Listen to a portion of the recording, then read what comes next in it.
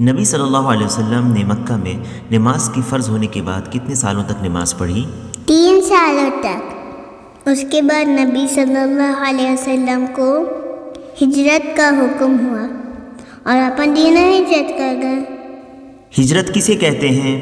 ہجرت کا معنی ہے شرک کے علاقے سے بلاد اسلام میں چل جانا اللہ کے لیے، تاکہ اس کے دین پر عمل ہو سکے، اور ہجرت اس امت پہ فرض ہے اور اس کا حکم قیامت تک باقی ہے۔ بہت اچھا، کیونکہ ہمارے نبی صلی اللہ علیہ وسلم کا ارشاد ہے لا تنقطع الہجرة حتى تنقطع التوبة ولا تنقطع التوبة حتى تطلع الشمس من مغربها، یعنی ہجرت اس وقت تک منقطع نہیں ہوگی جب تک توبہ منقطع نہیں ہوگی، اور توبہ اس وقت تک منقطع نہیں ہوگی جب تک سورج مغرب سے طلوع نہیں ہوتا۔ جب نبی صلی اللہ علیہ وسلم مدینہ ہجرت کر گئے تو وہاں شریعت کے کون کون سے احکام جاری کیے گئے؟ مدینہ میں زکوٰۃ، صیام، حج، جہاد، اذان، عمل بالمعروف اور نہی عن المنکر اور دوسرے احکام جاری کیے گئے۔ کیا اللہ تعالیٰ نے نبی علیہ الصلاۃ والسلام کے ذریعے اپنے دین کو مکمل کر دیا؟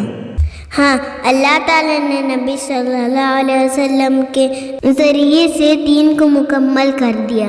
بالکل صحیح، اللہ تعالیٰ کا فرمان ہے اليوم اکملت لکم دینکم واتممت علیکم نعمتی ورضیت لکم الاسلام دینا، یعنی آج میں نے تمہارے دین کو تمہارے لیے مکمل کر دیا ہے اور اپنی نعمت تم پر تمام کر دی ہے اور تمہارے لیے اسلام کو دین کی حیثیت سے پسند کر لیا ہے۔ نبی صلی اللہ علیہ وسلم مدینہ میں کتنے سال رہے؟ 10 سالوں تک۔ اس کے بعد اللہ تعالیٰ نے آپ کو وفات دے دی، لیکن آپ صلی اللہ علیہ وسلم کا لایا ہوا دین باقی ہے اور قیامت تک رہے گا۔